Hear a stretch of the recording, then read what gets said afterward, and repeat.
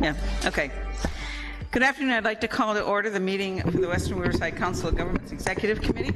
At this time, please select yes on your screen so we can indicate your presence.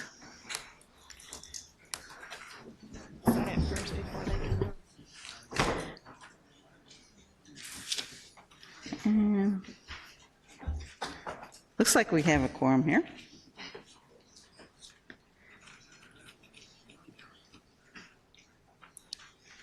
District 3 should be showing up. My apologies, sir. Oh, you are marked in as present. So if you would select yes, please. District 2, District 5.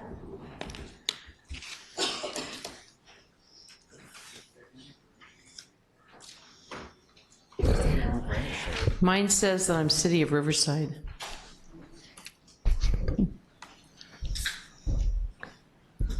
I hope the rest of the evening goes, or the rest of the meeting goes well. If I can get talk.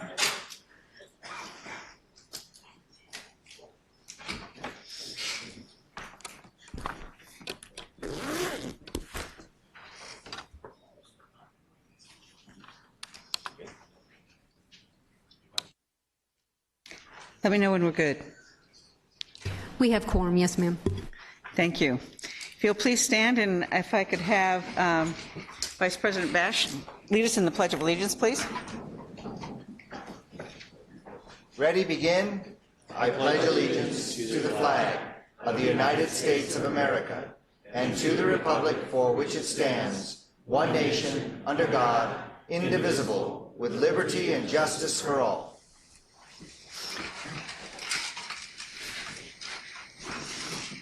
Item 3, public comments. Janice, do we have any requests to speak?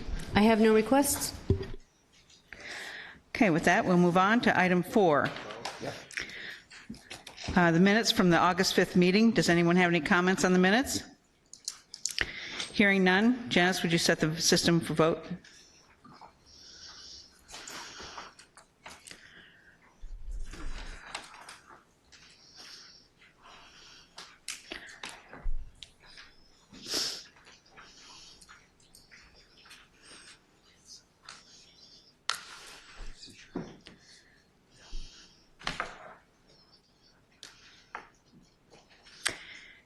And that's approved, 21-0.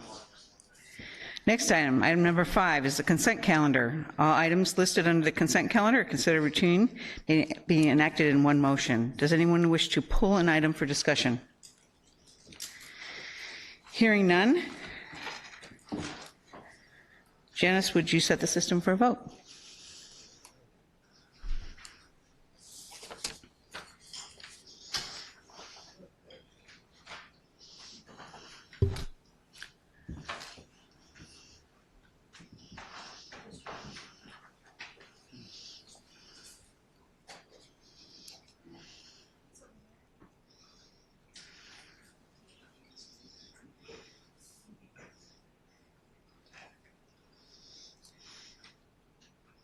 Do you see on your screen approved as recommended? Yep, just now.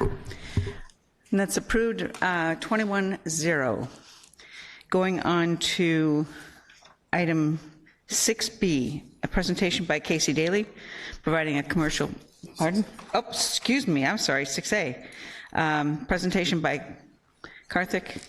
I don't know if I can, do we have it? Karthik, we'll just go with Karthik. That's a pretty tough last name but please give us your last name when you get up there. From the University of California, Riverside on the upcoming 2020 census.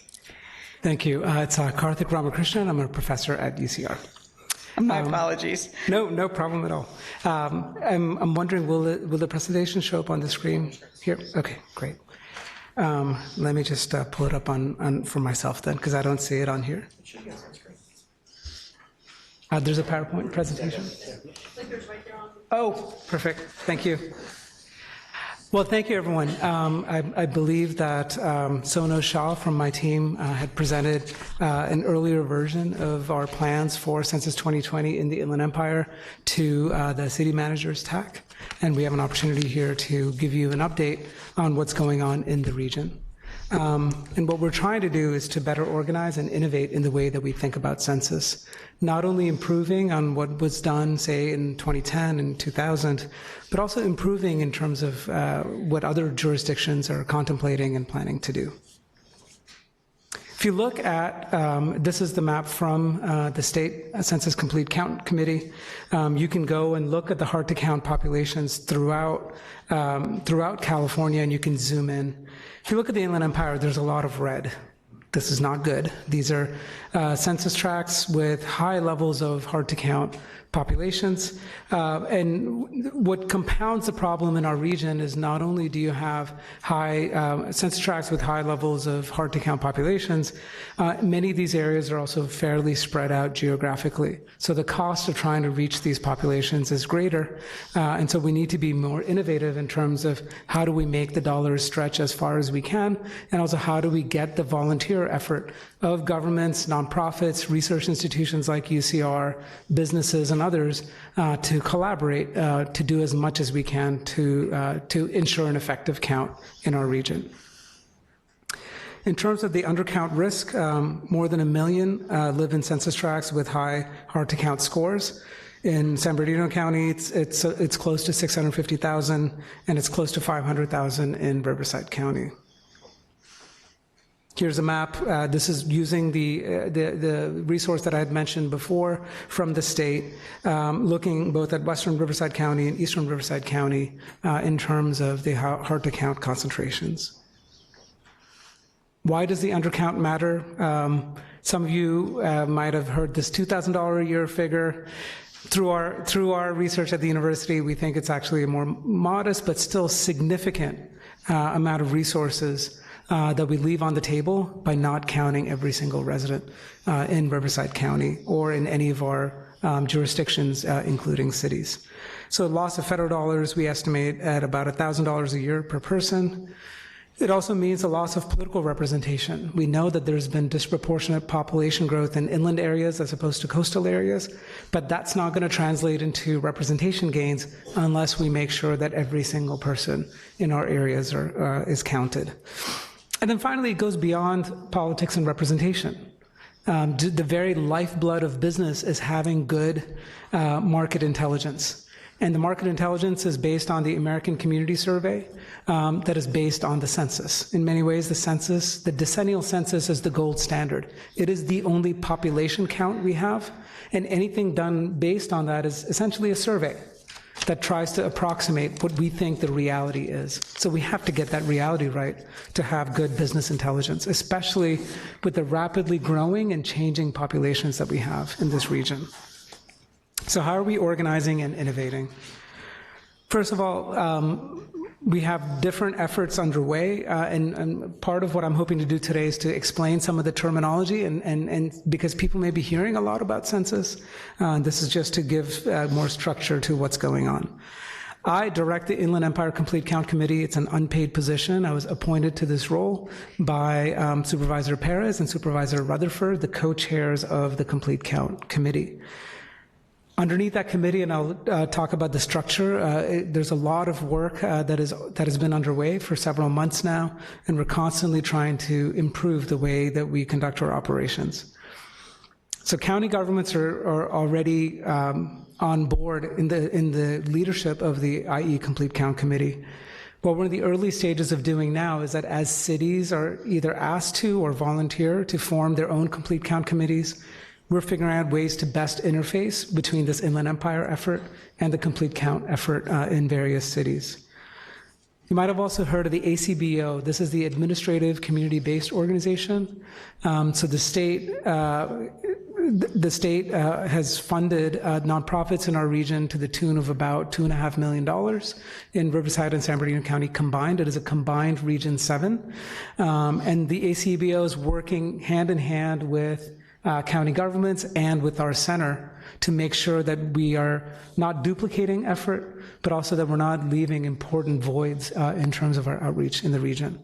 And then finally, we're slowly starting to engage businesses to show that they have a business interest in making sure that we have an accurate count, so that it's not just a nonprofit and government collaboration, but that businesses are involved as well.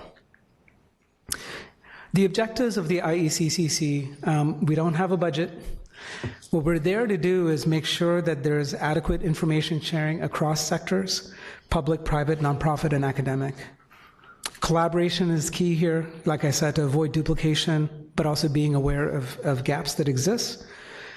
This effort is also, I think, a model for what ideally you would see in other types of public-private partnerships, especially as they involve community, is to make sure that resources are allocated efficiently, but also equitably. So the community-based effort, the ACBO, which the Community Foundation is administering on behalf of the state, they have a committee to make sure that all the money isn't just going to one particular part of Riverside County, for example, or one particular part of San Bernardino County. We want to make sure that the Coachella Valley is adequately covered. We want to make sure that Southwest Riverside County is adequately covered. And so that's an important part of the planning and information sharing that happens. And then finally, already we are seeing the strong legacy effects. We have community organizations, nonprofits that are just far more sophisticated now in their handling of geographic data, understanding their communities, and knowing how to connect with public policy. And I'm also just really heartened by, in these committees, having experts say we have a media and marketing committee. So we have folks from county and city governments that are involved. We also have folks from the business sector and the nonprofit sector all in the same committee. So we're building those relationships, which I think will be very valuable. We're also not just relying on the usual suspects. People get tapped again and again to serve, and we're seeing a lot of newer generation folks coming through the complete count committees that we're organizing. I don't think I have that much time. I'll just do 2 quick points. There's a lot of text here. There was a lot of anxiety in summer last year. LA County and City already have had their complete count committee for well over a year now. And so there's a lot of anxiety that the Inland Empire was behind. Turns out most counties are behind compared to LA County. I mean, they've been organized probably for decades now. They know exactly what they need to do in their mind, right? And so in fact, when the state put out a request for information asking regions, jurisdictions, and nonprofits, how are you going to approach Census 2020 in ways that are innovative? We saw that as an incredible opportunity for us to talk about ways that we're going to leverage technology and these growing partnerships to have this cross-sector collaboration. Whereas some of the partners in LA County didn't really take that exercise that seriously because they were like, we know exactly what we need to do, just give us the money. I'm paraphrasing that a little bit, but not too much. That has helped us so much in terms of that planning document. So our Center for Social Innovation at UCR has partnered again with the COGs and with county and local governments and also with the nonprofit sector to design our Complete Count Committee, which I'll talk about right now. So if you look at the structure of the Complete Count Committee, you have this overall steering committee. The steering committee is composed of co-chairs of each of these other committees that you'll see.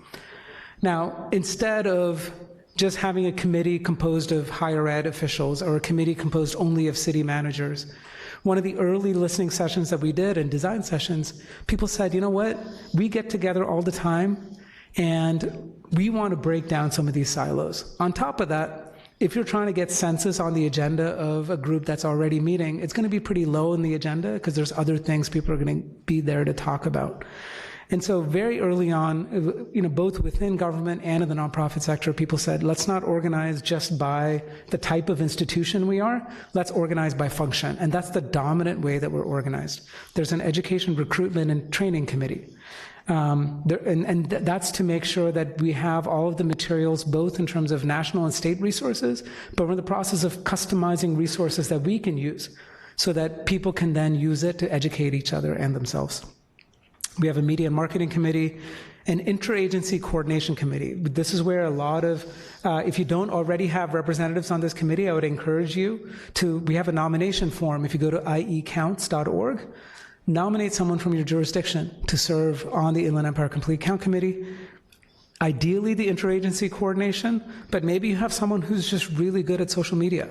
and who could teach us a thing or two in terms of how we can improve what we do. We also have a stakeholder expansion and advocacy committee. The advocacy is mostly to increase resources from philanthropy and statewide. Right now, there's still over $20 million that's unallocated in terms of state funding, and we're trying to make the case. I was in front of the State Complete Count Committee just last week, showing that map of the Inland Empire to say that we don't have enough funding to reach everyone in our region. And then finally, we have a data research and evaluation committee. On top of that, we have two committees that are organized by regions and by hard to count.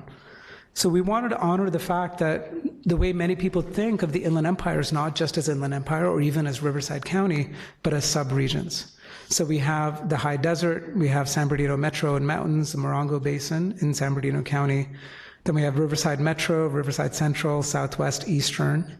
And then we have tribal governments. If you go to our site or Census.ie, you'll see the geography of how these are carved out. In addition, what you see in those circles would be if there's any city or other complete count committee, we have the opportunity here through these regional tables to coordinate that work so that it's not just the city in isolation trying to figure it out, but in coordination with the nonprofit effort as well as the county and COGS as part of that effort. We also have various hard-to-count populations. For example, limited English proficient, LGBT, various communities of color. And so we have specialized groups that have expertise on those communities that can help out in the effort throughout the Inland Empire region. We've already gotten a fair amount of press coverage, including the fact, one of the things that's innovative, we are the first effort that we know of where we have more than one county as part of a complete count effort. And we're building on some good collaborative efforts like the Inland Economic Growth and Opportunity, IEGO, that I was a part of, and others as well. And we're really now getting more and more into the habit. Our workforce development boards across counties already work with each other. Census is going to be another important brick in that foundation to make sure that we are working as one. One thing we need to do is to have more ethnic media outreach. So if you remember that map, we're pretty good when it comes to Spanish language outreach because many Latinos live in hard-to-count tracts. But for many of the Asian communities, they do not live in tracts that exceed 25% or more hard-to-count. And that's because of limited resources, that's where the nonprofits are focusing. So we can't do door-to-door outreach for Asian immigrants living in the Inland Empire, for many of them, right, unless they happen to live in those regions. So we have to reach out to ethnic media partners to make sure that they are getting the message as well. But this is also where local governments end up being so important. So in many of your jurisdictions, if you have staff that are tasked with understanding and reaching out to these populations, it can make a huge difference. In terms of the timeline, we're still, we're finishing up the planning phase, we meaning the collaborative effort between the nonprofits and local governments. But we're still, as we're getting more and more cities that are signing up and volunteering to be involved, that's still ongoing. And then we move into this three-part phase of educate, motivate, and activate. First, we need to educate people. For example, the citizenship question had been hanging over like a dark cloud for a lot of our communities. Thankfully, that's been resolved, but there's still a lot of distrust among immigrant populations in our region, and we need to make sure that we reassure them that no census data will ever be used in connection with ICE or with the IRS or with any other kind of federal law enforcement. That's going to be so critical to make sure that we build that trust in the effort. And then we need to motivate. So we're in the process of, the Community Foundation has produced tens of thousands of pledge cards that are going to be handed out that people pledge not only to be counted, but also to get involved in the outreach effort. There's going to be door-to-door messaging, but also trusted messengers, faith-based leaders, for example, making sure that on Sunday services or Friday services, depending on the religious affiliation, or Saturday services, right, that people are educating their community in terms of what this is about. And then finally, the activation phase. So Census Day is April 1st, 2020, but there's a lot of outreach work that happens before. The U.S. Census Bureau is already hiring field staff, and it's going to be all hands on deck Yes, we know that March 2020 is also the primary for California.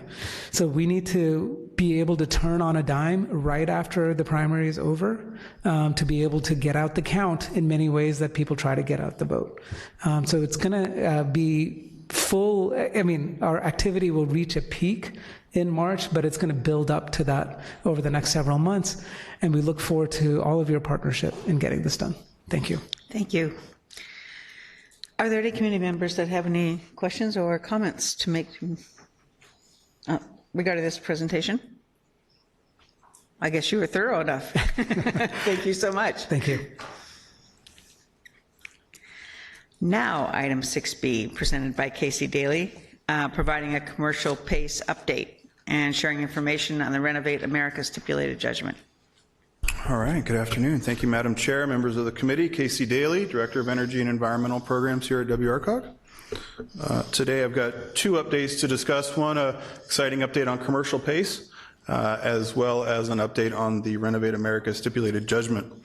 Just very briefly by background, PACE program provides financing for energy efficient, renewable energy, water conservation, and seismic improvements to homes and businesses that is repaid on the property tax bill. So first, I'd like to talk about a groundbreaking ceremony that I had the opportunity to go to in the city of Temecula earlier last month. The Truax Hotel, which is located in Old Town Temecula, broke ground, and from what I understand, it was a very long-awaited groundbreaking that this hotel has been in the works for. And we're really excited because the Truax project is taking advantage of commercial pace financing in a very significant way. As the slide shows, they're taking advantage of almost $30 million in PACE financing, which is probably in the neighborhood of 15 to 20% of their overall total construction costs. And from all of the research that I've looked into and colleagues that I've talked to up and down the state, this appears to be the largest commercial PACE new construction project done, period. And so that's a nice feather in the cap. But also, one of the things that I want to highlight about this, as we all talk about economic development so much, and the things that we can do to generate more economic development in our cities, this is a case study for taking advantage of cheaper financing to go to build improvements that are already going to be required, because this is a hotel. Windows, air conditioning systems, lighting, those are all things that are required anyway. And CPACE was able to come in with significantly cheaper money than what would otherwise be found in the capital stack. So I wanted to highlight this project. Congratulations! I can't wait to come and visit the hotel when it's up and running. But we are going to be using this project as a showcase and as an example as we talk about the benefits of commercial PACE to really try to encourage cities to think about this when development is coming to the jurisdiction before going into a development agreement and giving up any sales tax revenue or TOT revenue or any other general fund revenue that would come to the city. So really excited about that. The next item, we'd like to spend a couple minutes to talk about the Renovate America stipulated judgment. So I think at this point everybody has heard on August 9th, Riverside County District Attorney announced an agreement between Renovate America regarding a statewide examination that the District Attorney's Office looked at. This was a culmination of nearly 3 years examination. A couple weeks later, on the 26th, WRCOG staff, along with our counsel, at our request, met with the District Attorney's Office to discuss the stipulated judgment with them so we could have a better understanding of what the requirements are. We'll talk about some of them here in a minute. But we wanted to understand what we needed to do from an oversight standpoint to ensure that they followed all of the requirements that come as a result of this judgment. And the good news, one of the good news pieces here is that they have 120 days to implement everything. So there are about 40 requirements that we'll talk a little bit about, but 120 days from August 9th, August 9th is when those need to be implemented. So it's a very short timeline.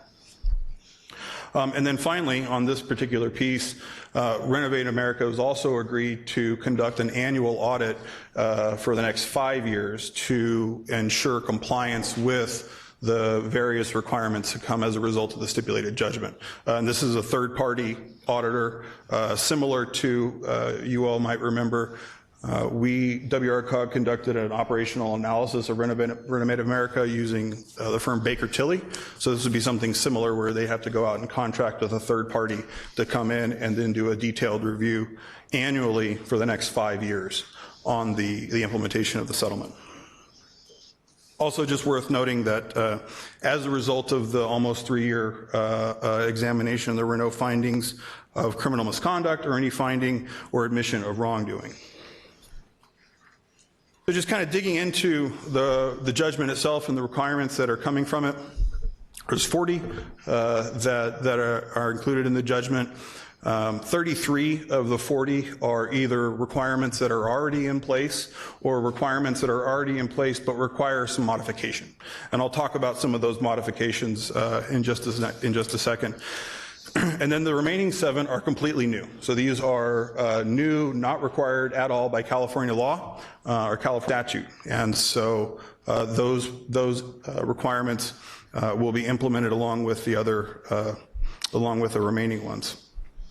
And then just for organizational purposes, identified about 6 different categories where the requirements hit. And so I won't read through all of them, but advertising compliance, a lot of them are around written policies, and a lot of the requirements are things that are already being done, but a policy needs to be written and developed and made available. And then finally, I mentioned the 120-day clock. There will be things that come out of this that will require us to come back to the committee to ask for approval to change our program report. And so we're actually looking forward to that because these are just further strengthening of the consumer protections that we already have in place.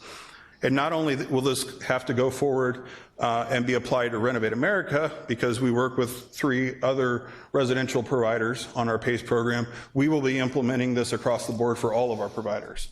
And what that means also is that these requirements will ultimately be implemented statewide because other bond issuers that work with Renovate America will implementing the same requirements. So I just want to spend a couple seconds talking about, I mentioned the 3 different types of requirements that are in place. And so I wanted to give you an example, a little bit of flavor of what these requirements would be. So these are 2 that are already in place. And so the requirement says, do not record PACE assessment prior to property owner signing the completion certificate. Well, that's already in place. We already do that. That's already how our process works. And not only we have it codified within our consumer protection policy, some fun facts are that the contractors don't get paid until the property owner signs off on the completion certificate. So that completion certificate is a very important document that we reiterate time and time again not to sign until the contractor has completed their work and the property owner is satisfied. Second requirement that is something that's already in place is to not provide tax advice. And so this is something that actually is already codified under SB 242, which was a major consumer protection law that was passed in 2018. It's also codified within our consumer protection policy. And this one, again, not only is it in state law within our consumer protection policy, it's also included in all the documentation, the financing disclosures, and other documentation that a property owner reviews and signs off on prior to work starting. So then there's a whole another bucket of requirements that are in place but require modification. So what we use as an example is to the requirement to read it is that in the contract disclosures and on the website, any utility savings or market value increase are not guaranteed and will not reduce your payment. Well, that's already addressed. We already have that in our consumer protection policy. It's already required under SB 242. And it's already required in our disclosure documents, included in our disclosure documents. But what the judgment says, it has to be included on the website as well. So this will be a requirement that it's already in all this documentation, but it will now be an additional place that it's located prominently on Renovate America's website. So that's an example of it's already being done, but they want to modify it. This would be one of those areas. And then finally, we have 7 of these requirements that are not required at all by California statute. And so here are 3 of them that are not required at all, but that will be implemented nonetheless. Don't advertise that the HERO program is low cost. Okay, so Renovate America and California HERO program does not advertise that the program is low cost, but it's explicit to say that it's not a low cost product and it is administered by a third party. I mentioned a second ago as one of the requirements, but one of the requirements here is that the company will retain an independent third-party auditor to do an annual audit for 5 years on the implementation of the judgment. Well, that's not required by state law, but they are doing it anyway. And as I mentioned, this was one of the ones that we had already, WRCOG had already gone through a process to go through an operational analysis. And then the third one that's not required, but this is actually another really good one, is that all the confirmed terms calls will be retained for a period of 5 years and provided to any oversight authority within a 10-day period from a written data request. So these are new requirements that are not required in state law, but that we'll implement anyway. And we'll also be implementing them across the board, as I mentioned, to all of our providers. So I'll stop there. That really concludes the bulk of my presentation. Happy to answer any questions. I know this is a little dense, so happy to answer any questions. Madam Chair. Rick, do you have anything to add with regards to this item? Yes, Madam Chair, just a couple of things. First, I wanted to acknowledge Michael Mildenberger. Michael is on the executive team at Renovate America. He was brought on a few years ago and was focused heavily on compliance issues with Renovate America, and I think he's done a really great job over the course of the last few years of putting a lot of protections in place, and I think to a large extent that's really reflected in the great work that has been accomplished by the district attorney's team. I mean, this is 2.5, nearly 3 years worth of effort. They came back with a number of requirements. When we met with the district attorney's office at our request, and we asked them to help us get some perspective and understanding of the nature of these, and they sort of helped us get our mindset of these buckets that Casey talked about, requirements that are already in place, requirements that need some modification, and then new requirements. And I think as we've been trying to put all of these requirements into these buckets, there can be some argument as to whether a requirement is a new requirement or a modification of an existing requirement. That's something we struggled with when we tried to do this. But overall, I just don't think you can get a more thorough analysis of a program than to have one done by a number of district attorney's offices throughout the state. And so I think in many ways we'll certainly take all of these requirements seriously. We'll make the modifications as quickly as we can, but we're real thankful for the effort. And I think largely the effort can be viewed as an affirmation of a lot of the good work we've done. And as Casey mentioned, as we go to implement these requirements, we'll make sure, with your approval, that we have the other PACE program residential providers that work under the WRCOG umbrella implement these requirements as well. And then it's our hope that when we meet with the other bond issuers throughout the state through a committee that we convened several years ago, that we can encourage them to also adopt these requirements and impose them on their providers to make it statewide. Thank you. Before we take any comments from members, I wanted to request, because of the nature and the importance of this issue, that we consider forming an ad hoc committee comprised of 3 or 4 executive members to meet with Renovate America and WRCOG staff to monitor the implementation of the requirements from the stipulated judgment. And since they're required within 120 days, I'd imagine that the ad hoc committee would meet on a monthly basis, which would mean about 4 meetings. So I would like one of my vice chairs to be on that committee. I'll do it if you want. I'll do it. Okay. And if you're, and is there anybody else? We have Reno Valley. Thank you. Nice. Okay, with that, we have another one over here. Okay. Yeah, right. So with that, I'll take some comments or questions that you might have at this time. I think the end one. Yeah. I have one. Okay. Could you expound a little bit on item 34? which is do not advertise PACE assessments are transferable to subsequent property owners without including additional qualifying language notifying customers that the assessment may need to be paid in full before sale or refinance. Absolutely. So,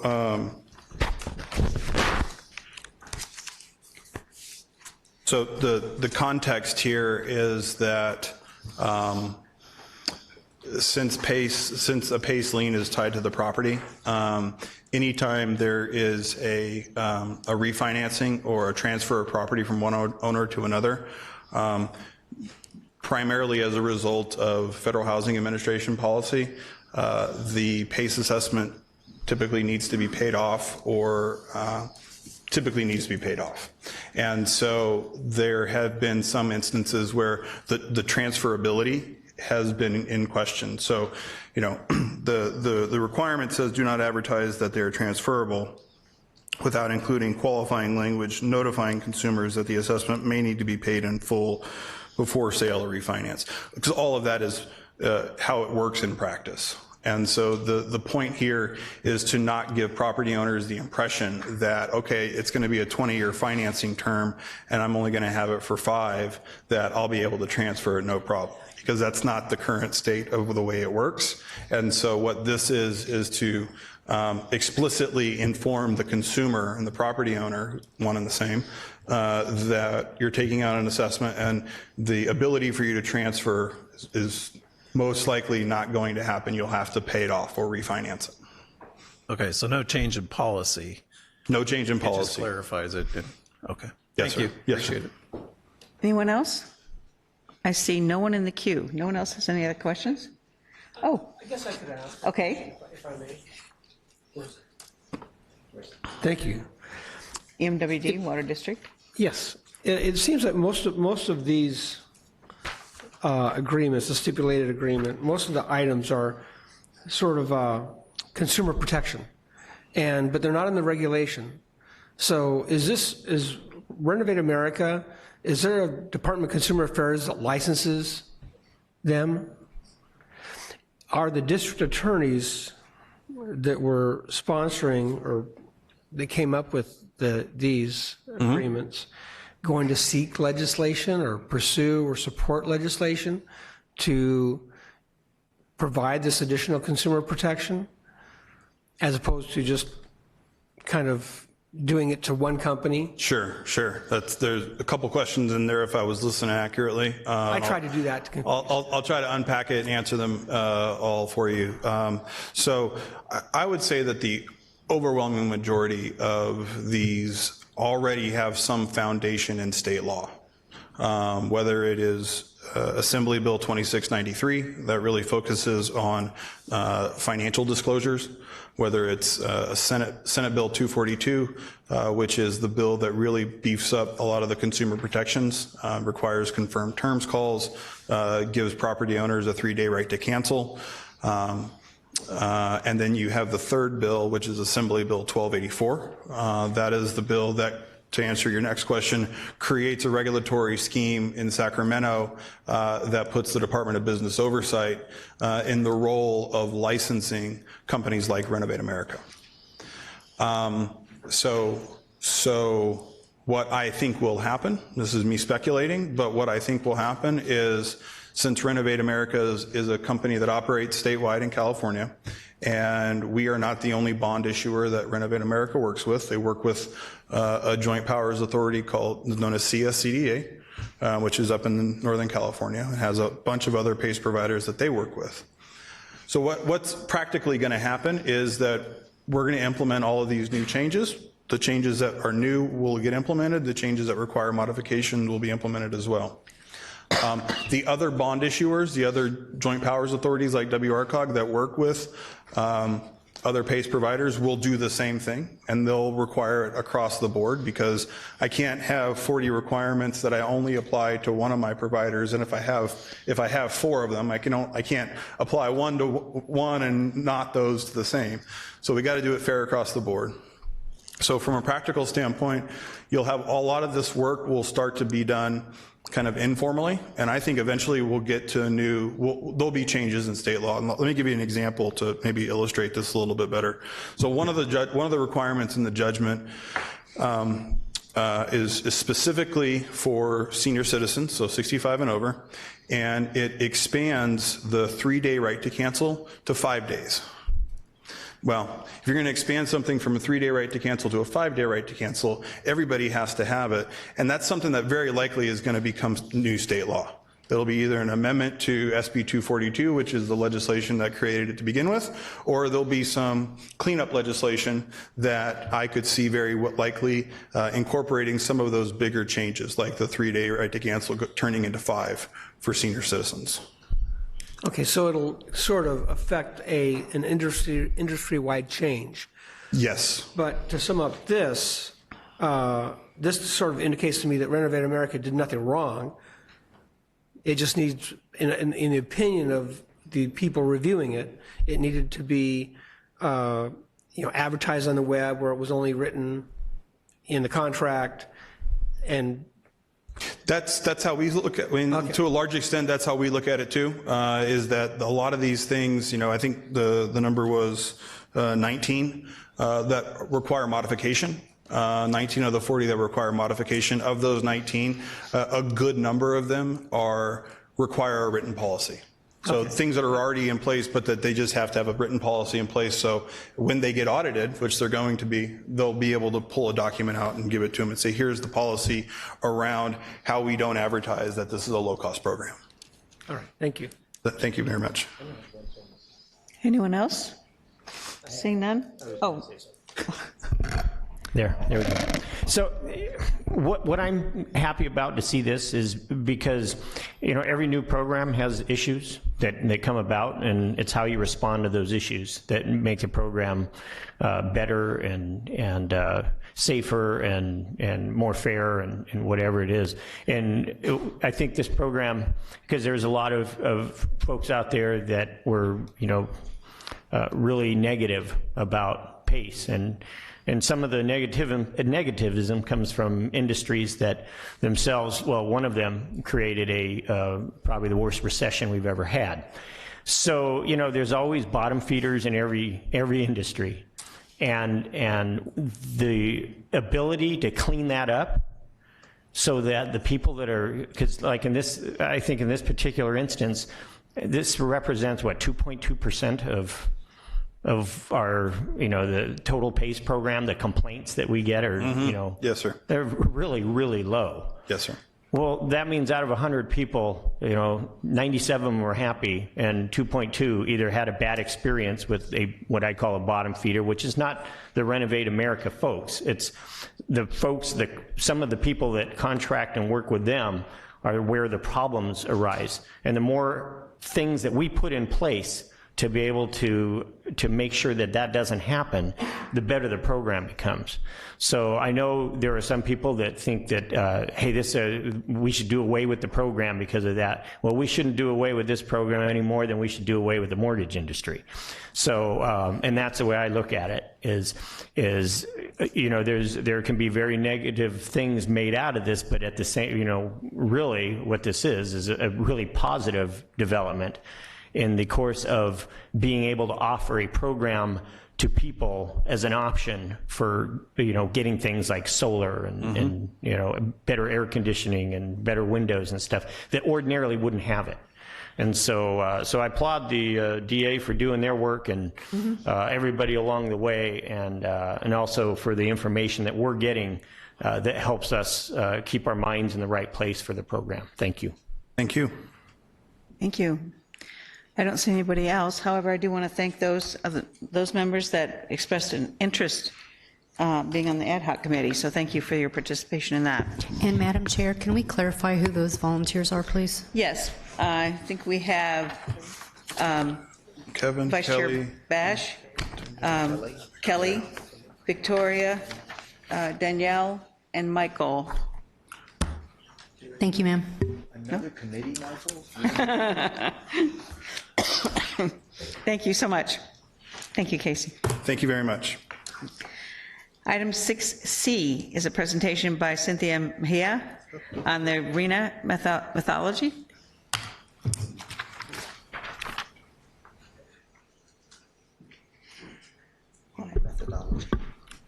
Good afternoon, members of the committee. Yeah.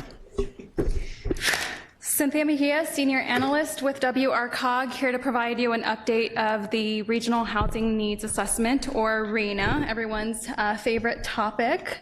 All right, so the Regional Housing Needs Assessment, or RHNA, is mandated by state law, housing law, as part of a periodic process of updating local housing elements in a jurisdiction's general plan.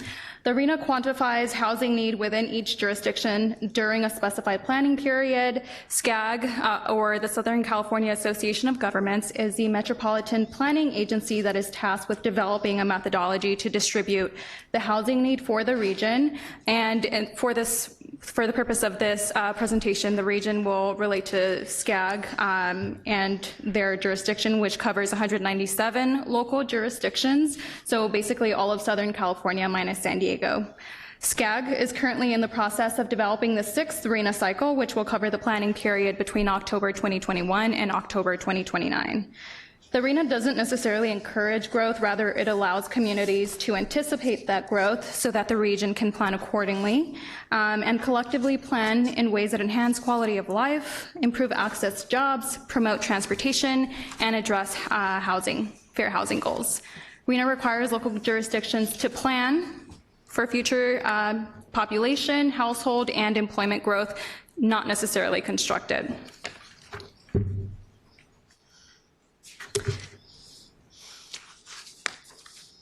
Through the RHNA process, the California Department of Housing and Community Development, or HCD, assigns SCAG a regional determination amount, which is the total number of housing units that the region is supposed to build within the planning period. SCAG is then required to develop a methodology or a formula to allocate the total housing need that is assigned by SCAG throughout its member jurisdictions.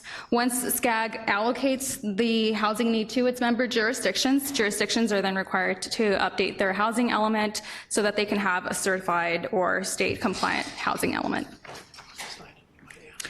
While everyone can agree that more housing is needed, the process by which we plan for more housing on a regional scale is deeply controversial. Communities often allude to funding, open space, and infrastructure constraints as barriers to increasing housing supply. And as mentioned earlier, local jurisdictions don't build housing, they just zone and plan for the development to occur.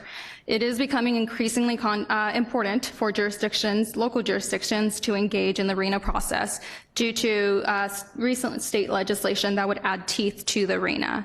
So, for example, there is currently a bill at the state level that would penalize jurisdictions that don't have a compliant housing element, and they can be fined from $10,000 to $600,000 a month for not having a certified housing element.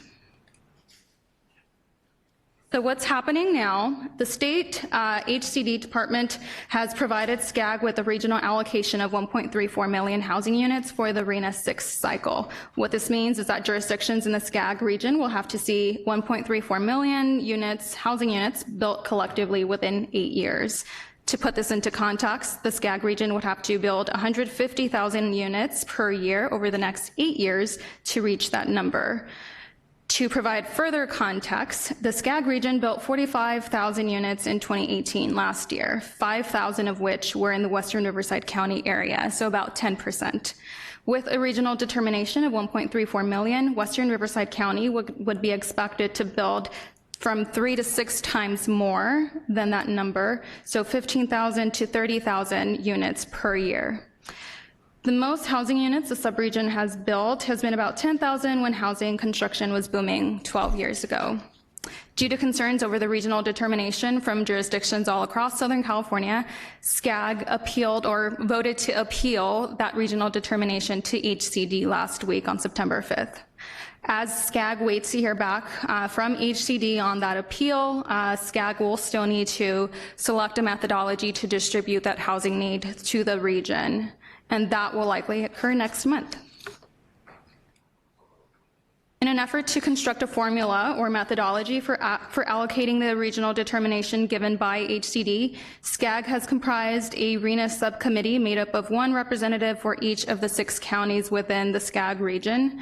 WRCOG would like to thank Mayor Rusty Bailey for serving as the representative for Riverside County. Over the last several months, the subcommittee has discussed ways to allocate the region's housing needs, and through feedback from regional stakeholders and the public, SCAG has developed 3 draft RENA methodologies that incorporate various factors that would lead to different outcomes for jurisdictions.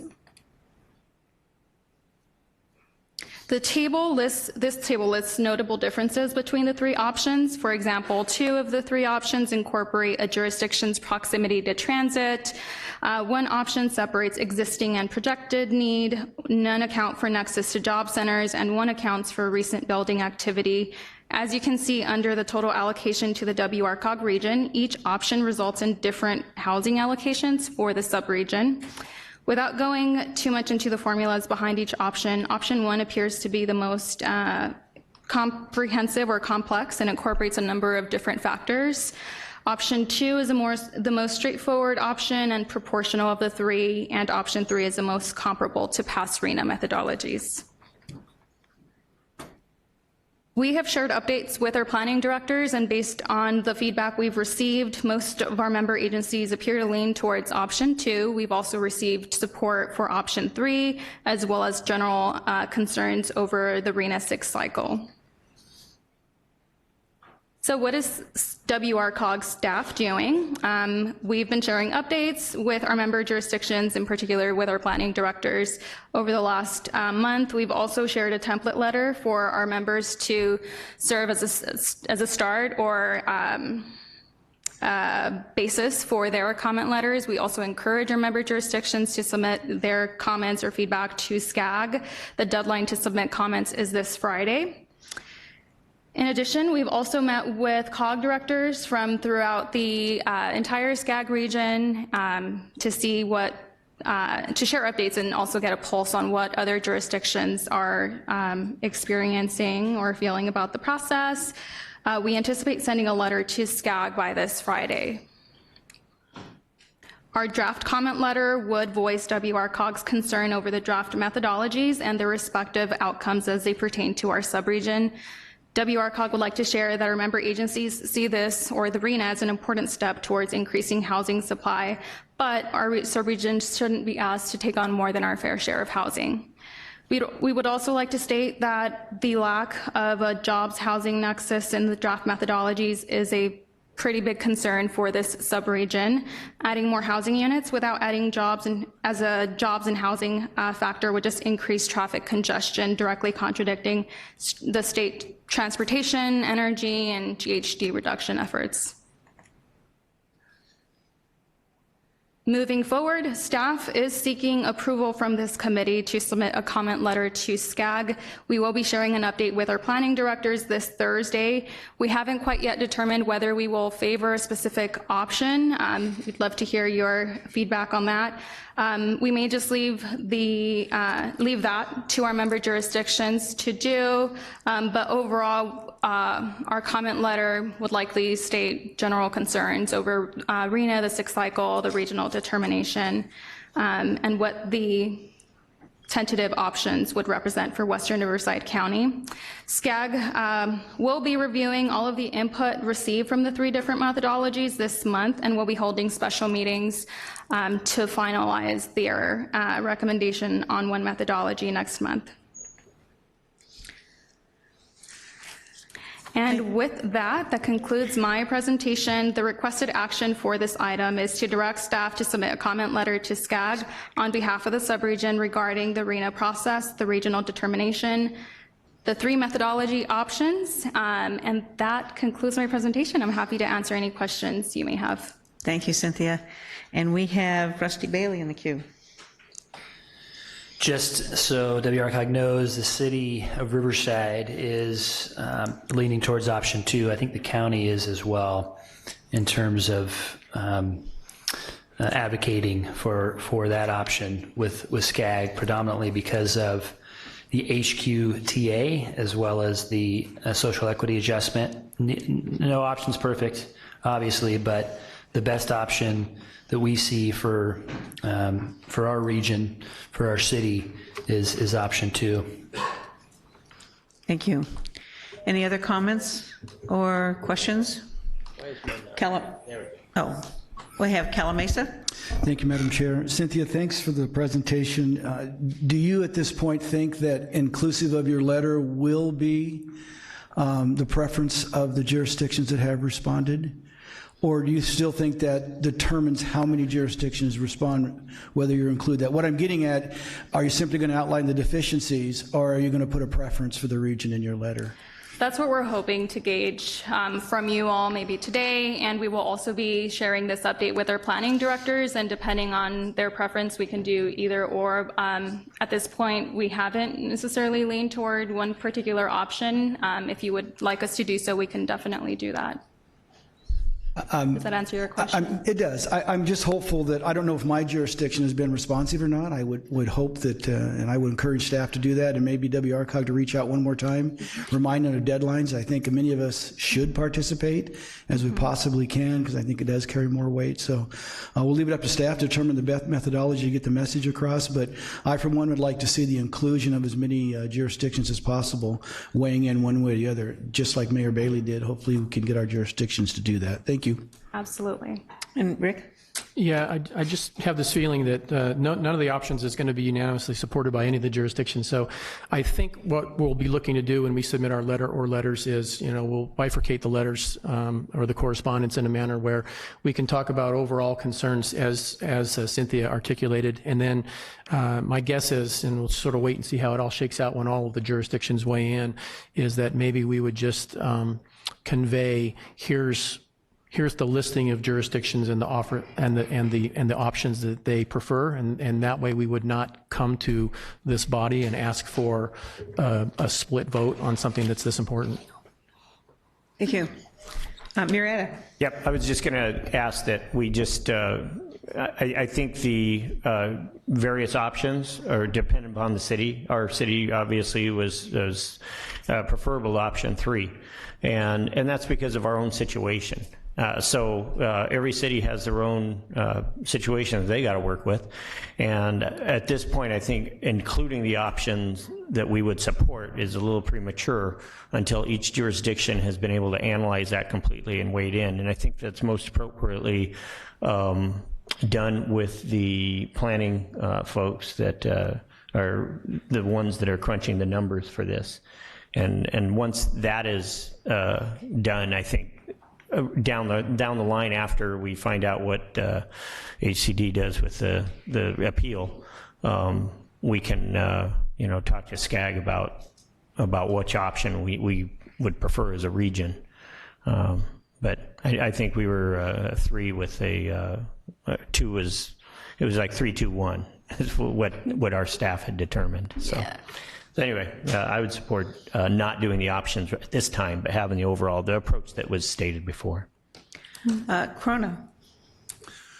I really appreciate your comments there, because I don't want it where we include in the letter our options and thus they take it when reading it that, the majority are for option 2 and automatically go that route. I prefer that we stipulate that, as you said, that every jurisdiction has unique needs. And you named some of them. I mean, my community traffic is huge and jobs. So I prefer just getting across those points and we see where they go with it. So thank you. I don't see, we have another one here. Yeah, since we're the other 3, Norco would concur with Corona and with Marietta. I also fundamentally don't think this will solve the problem. And I realize that may not be popular. I'm very involved in the homeless situation. But I think we're going down exactly the wrong road. Just what he said, traffic, law enforcement. I see there's a bill here. The PERS stuff. I don't know where people think we're going to get the money. And I think there needs to be another solution. But I would concur with Marietta and Corona that if you're going to submit something, our point of view needs to be made clear. Thank you. Thank you for that. I don't see anyone else in the queue. So this is a Requested action to direct staff to submit a comment letter to SCAG on behalf of the subregion regarding RENA process, the regional determination, and the 3 methodologies options. Janice, would you please set the system for a vote?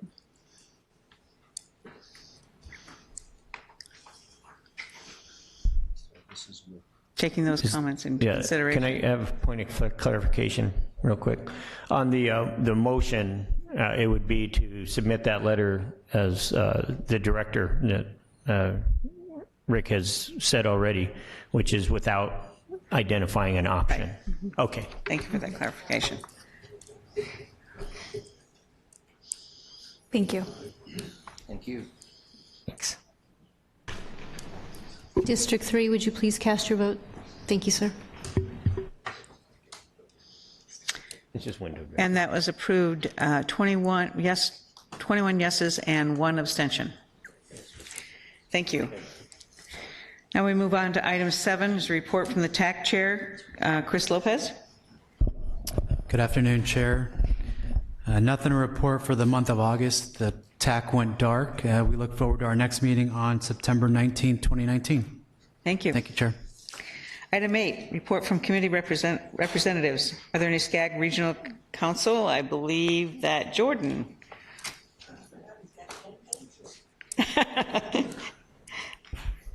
Head of Policy Committee. Well, since you bailed out on me.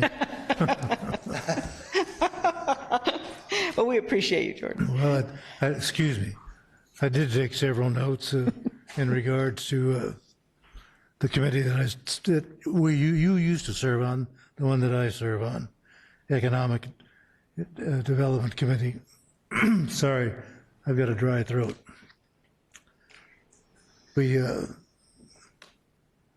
Topic of discussion, the presentation by Marco Anderson with SCAG, I believe it was. The objective is to improve air quality, of course, here in Southern California using alternative fuel vehicles. And a couple of the alternative fuel vehicles are PEVSs, are electric drive engines powered by electricity and stored in a battery pack.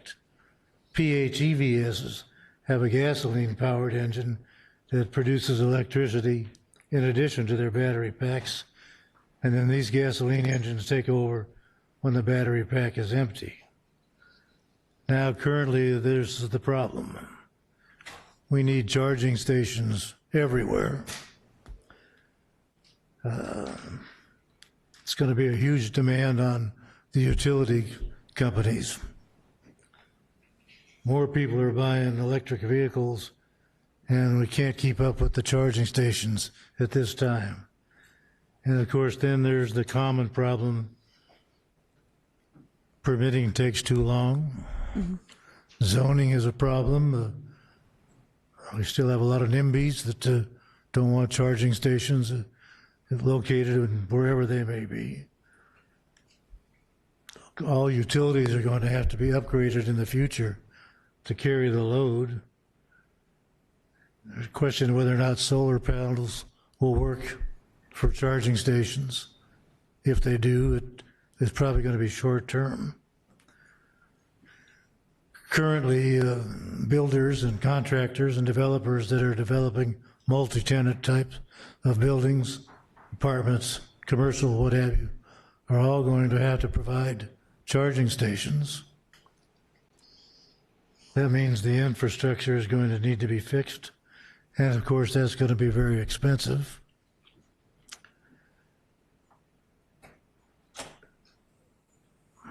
All of this said, really, it doesn't concern probably the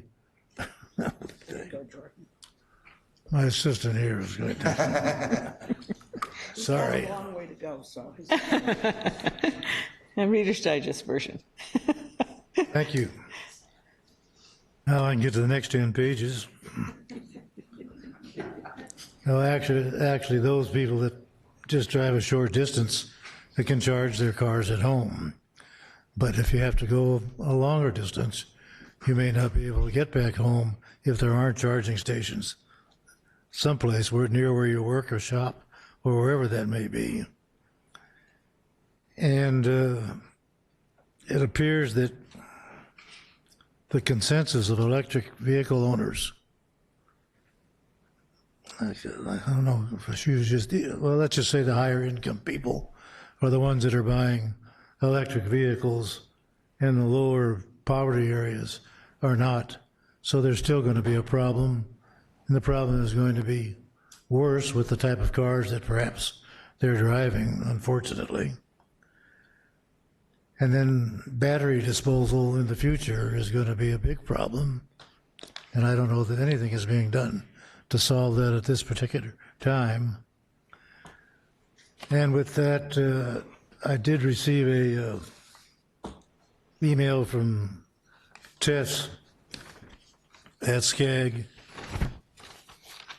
to find out how we can streamline permitting and zoning, and a guidebook to a resource. This is from the Governor's Office of Business and Economic Development, with information on planning, site selection, permitting, accessibility, connecting to the grid, construction, commissioning, and operation of EV charging stations.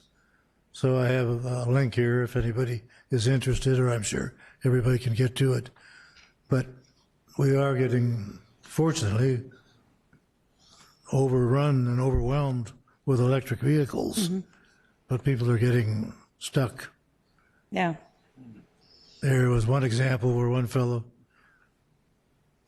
drove just 12 miles to work and 12 miles to home, and that was all his charger was able to accommodate. So he couldn't go any place other than those two direct routes. At least that's what we were told. And I think that pretty well sums up.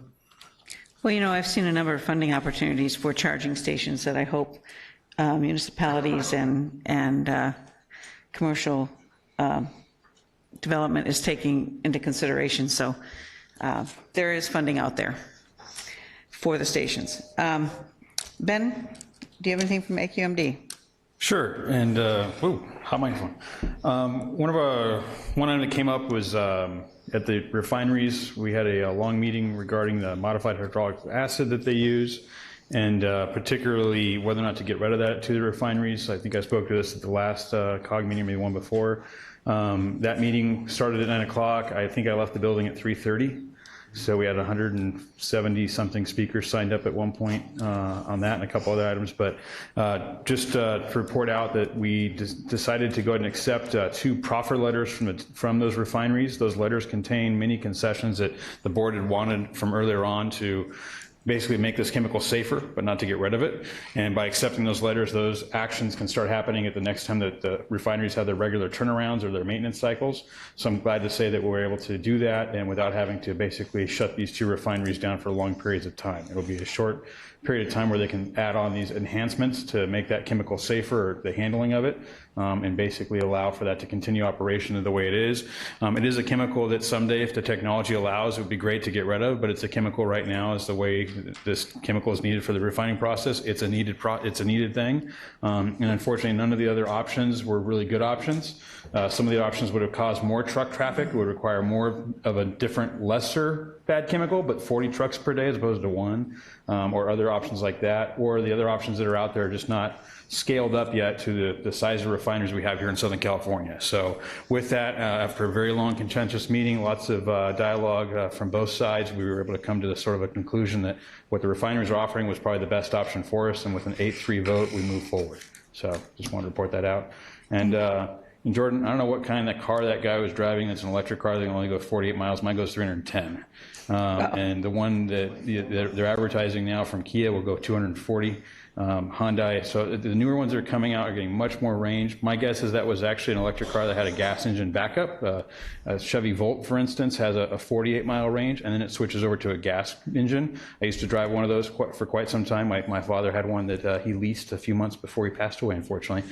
But that one was actually about 50 miles, and then it's a gas engine to go on after that. But so I know those problems that you listed are out there and it is a concern, and yes, we do need more chargers, but you can charge at home relatively safely with a regular 110 outlet. It just takes a long time. If you put in a 220 charger, your car can be fully charged within about 6 hours, even that car that goes that far, 300 miles. So it is, there are options. You're right, though, it is expensive. So hopefully those options continue to come out. Another thing also, AQMD also in those low-income communities has a program up to $9,500 worth of money for a private citizen that wants to buy an electric car that's in a low-income area in an EJ community. If they meet all these different specs, if they trade in a gas guzzler car and buy buy a EV car, they can get up to $9,500. So there are options out there, just they're slow coming. Thanks, Ben. Well, thank you for piggybacking onto my report. I just reported what I was told. Okay. Looks like Brian isn't here today, so Rusty, do you have anything from SAPA? Okay. Crystal, do you have some Sandag? Nothing. Okay. Item 9, report from our executive director.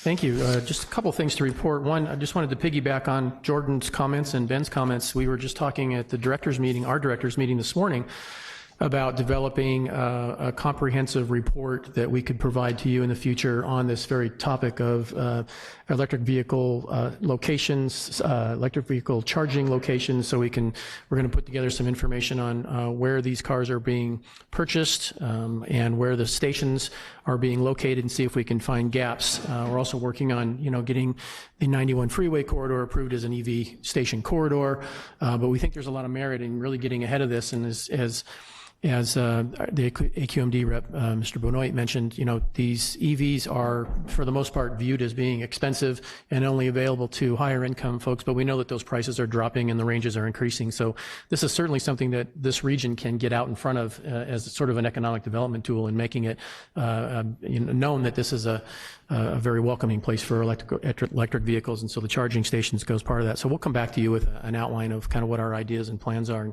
and see where we go with that.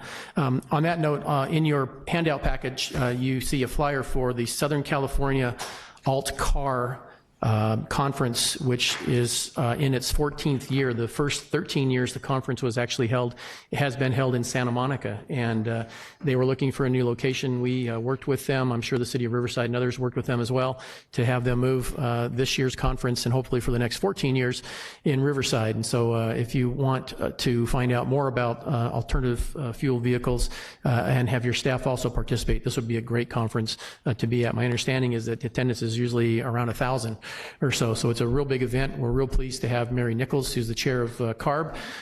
She'll be serving as the keynote speaker. We'll see welcoming remarks from City of Riverside Mayor Bailey, and a couple really great panel sessions that hopefully will help inform both you and your staff on this very topic that we're talking about. I also wanted to mention a couple staff additions that we've got. I wanted to introduce, I think she's gone, Natalie Acrata, who just started with us recently as one of our interns. She's attending UCR at the School of Public Policy.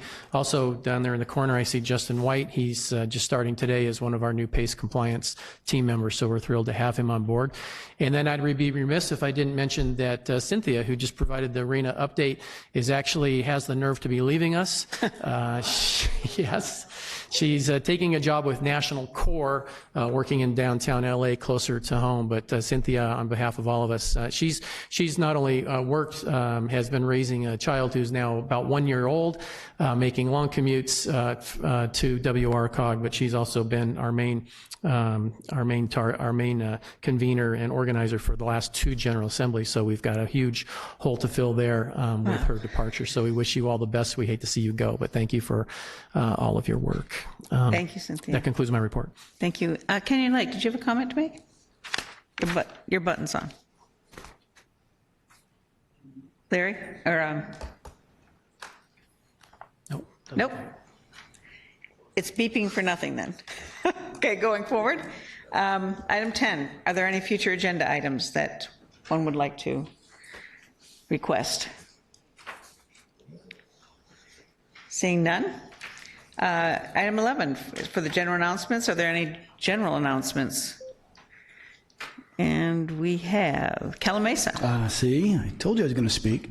This will be the last time you hear about this, but this Friday is the League of Cities Golf Tournament, Morongo Golf Club. Hopefully your cities have participated, and as a co-chair, I've been encouraged by Aaron to make one more appeal to have as many of us as possibly can show up to the dinner. You may not be a golfer. In fact, most of you aren't golfers. I've seen a lot of you play golf. And you're not. Kevin, don't take that personally, but anyway, there's an after-tournament dinner, which should theoretically start about 4 o'clock, depending on how long the bad golfers take to get finished. But it is a good time to show up there and spend an hour or two and see what goes on in the region. And I think it's our way of supporting the league. League does a lot of good things as our advocacy for these issues that we always struggle with. So this Friday, Morongo Golf Club in the city of Beaumont, approximately 4 o'clock, show up for dinner, and I'm sure they'll be more than happy to feed you. Thank you. Thank you. Urupa Valley. Yes, good afternoon. Urupa Valley has their State of the City coming up on the 24th of this month, so everyone's welcome. Come on by and listen to our outstanding accomplishments coming up 24th. Thank you. Thank you. Okay, I see no one else in the queue, so next meeting is scheduled for Monday, October 7th, 2 o'clock, and we are adjourned.